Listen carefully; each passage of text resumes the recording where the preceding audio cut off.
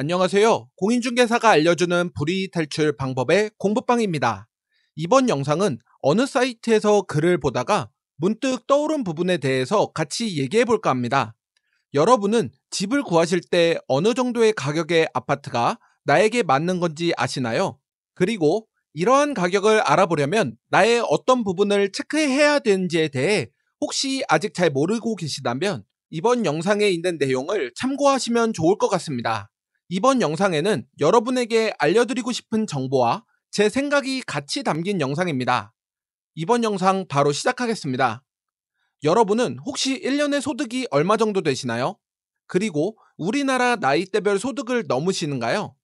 아마도 본인 말고 다른 사람이 얼마나 버는지에 대해 관심이 있으실 수도 있고, 나만 만족하면 되는 거 아닌가? 라고 생각하시면서 별로 신경을 안 쓰실 수도 있죠. 하지만 이러한 소득에 대한 문제는 부동산으로 오게 되면 문제가 발생합니다.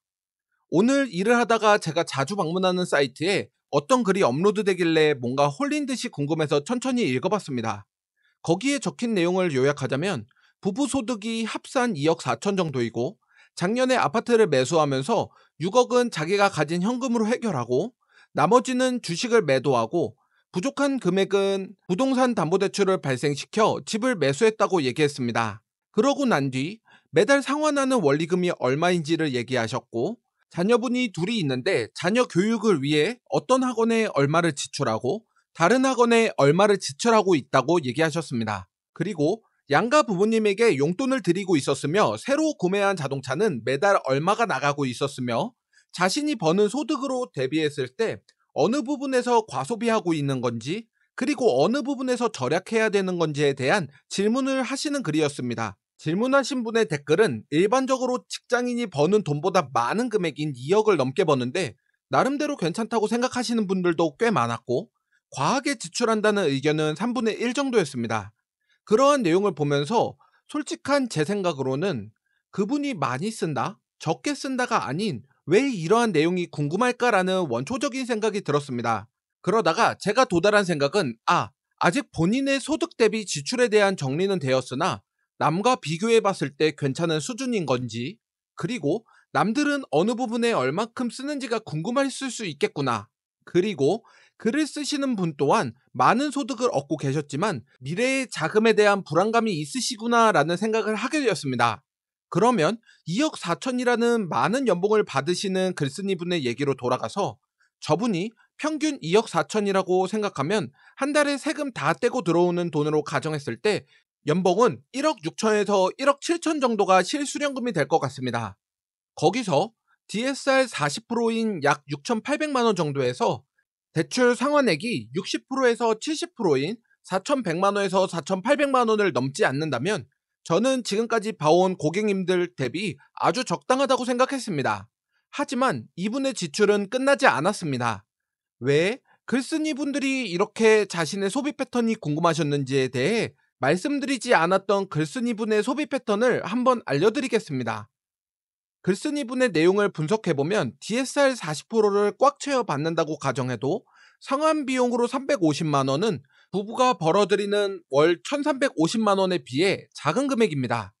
부동산 담보대출을 상환하고서도 월급이 1000만 원 이상 남았으니까요. 하지만 역시 수익이 크면 소비가 큰 걸까요? 자녀 교육으로 한 명당 평균 150가량을 사용하셔서 자녀가 2명이니 300만 원 정도를 지출하고 계셨고, 아이들에게 점차 교육비가 더 들어갈 것을 우려하고 계셨습니다. 그 외적으로 차량 할부금을 월 평균 95만 원 정도가 지출되고 있었고, 4인 가족 기준 식비 및 기타 생활비로 200만 원 가량을 소비하고 계셨으며, 양가 부모님 용돈으로 한 집당 50만 원씩 드리고 있었으며, 아파트 관리비 및 2대의 차량 유지 비용으로 90만 원 가량 발생하고 있다고 하셨습니다. 그러면 아까 말씀드린 소득에서 이 비용을 전체 세금을 제하고 실수령금을 생각해 봤을 때 1350만 원 정도가 월급이고, 지금까지의 글쓴이 분의 지출을 차감해 나가면 남은 금액은 215만 원 정도가 남게 됩니다.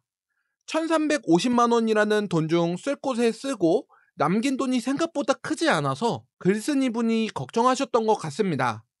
물론 어떻게 보면 과하다고 생각이 들 수 있지만 나머지 금액으로 재테크를 잘 하신다면 괜찮다고는 생각합니다. 하지만 이렇게 소득이 넉넉한 경우가 아닌 대다수의 평범한 케이스를 대입한다면 내용이 많이 달라지게 됩니다. 일단 제가 이러한 내용을 적는 이유를 하나의 표로 작성하면서 얘기하는 게 좋을 것 같습니다. 지금 보여드리는 데이터는 통계청에서 발표한 대한민국 나이대별 평균 소득에 대한 정보입니다.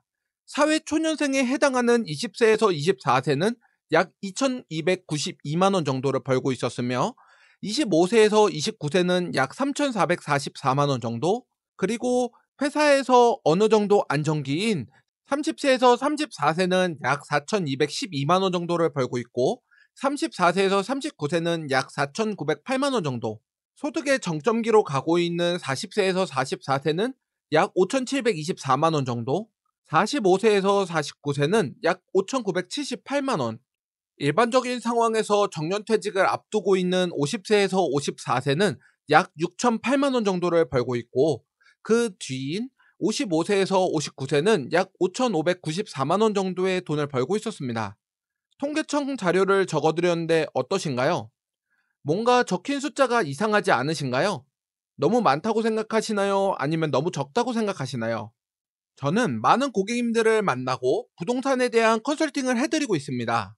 컨설팅을 하면서 많은 분들의 대출을 알아보시기 전에 원천징수 영수증이나 소득 관련된 자산을 같이 확인해드리고 고객님의 소득에 맞는 집을 찾아드리면서 고객님께서 계약 후 한 달마다 돌아오는 부동산 담보대출에 대한 청한 방법까지 컨설팅합니다. 지금까지 만난 고객님들은 대략 2,000명에서 3,000명 정도이고 제가 컨설팅을 진행한 분들 중 전부와 계약을 진행하지 못했으나 저랑 계약을 진행하신 분들은 추후에 연락을 주시면 애프터 서비스 겸 재정관리 및 투자에 대한 조금씩 도움을 드리고 있습니다. 제가 본 고객님들 중 돈을 가장 많이 버셨던 분은 연평균 10억 정도였고 대부분의 고객님들은 방금 전에 보여드린 평균 소득보다 비슷하거나 다소 부족한 금액이었습니다. 현실적으로 300을 번다고 가정을 해도 연평균 3,600만 원이고 여기서 각자마다 성과급이 있을 수도 또는 없을 수도 있죠. 하지만 제 나이와 똑같은 30세에서 34세에 해당하는 분들은 3분의 1 정도는 300을 넘지 못했고 그와 다르게 대기업을 다니시는 분들은 평균 500 이상도 버셨으며 간혹가다 사업을 하시는 분들이 수익은 커 보이지만 실제 금액은 평균 800만 원 정도였습니다. 하지만 평균을 300 버시는 분도 평균을 500 버시는 분도 원하시는 아파트는 동일했습니다. 주변 가격대보다 높은 신축 아파트를 대다수 희망하셨습니다. 어느 누구든 원리금 상환액이 200만 원이라고 가정해보면 평균 300만 원을 버시는 분에게는 엄청나게 부담되는 상환액일 것이고 평균 500을 버시는 분에게는 부담은 되지만 그래도 문제없지 않을까라는 생각을 하게 되는 금액이라고 생각합니다. 여러분에게 이러한 말씀을 드리는 이유는 남들을 따라가지 않으셨으면 해서입니다. 우리는 살면서 좋은 집에 살고 싶은 욕구는 있어도 좋은 집을 얻은 대가로 대출에 치이면서 살고 싶지는 않을 거라고 생각합니다. 하지만 제가 고객님들을 겪으면서 느끼는 점은 자기 소득에 비해 높은 지출이라는 생각이 희미하다는 것입니다. 저와 계약하신 고객님들 중 어느 한 분이 그러시더군요. 어차피 8년 정도만 고생하면 이 집이 가격이 올라갈 거고 팔고 나면 나에게 금전적인 미천이자 금전적인 자유를 줄 거야 라고 얘기하시더군요.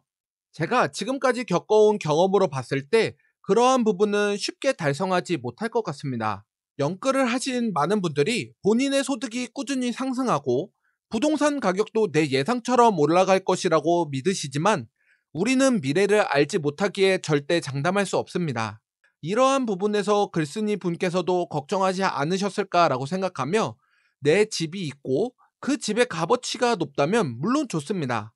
하지만 평균보다 훨씬 많은 돈을 벌고 있는 분도 자산에 대한 걱정이 있는 것만큼 여러분도 집을 사시면서 대출 상환금뿐만 아니라 제가 말씀드렸던 것처럼 내가 한 달에 얼마에 버는지에 대한 정확한 평균치와 한 달에 지출되는 소비 패턴을 정확히 비교하셔서 합리적인 소비 그리고 투자를 하셨으면 좋겠습니다. 영상 끝까지 봐주셔서 감사드립니다. 이번 영상이 재밌으셨다면 구독, 좋아요, 알림 설정 부탁드립니다. 그럼 다음 영상에서 뵙겠습니다.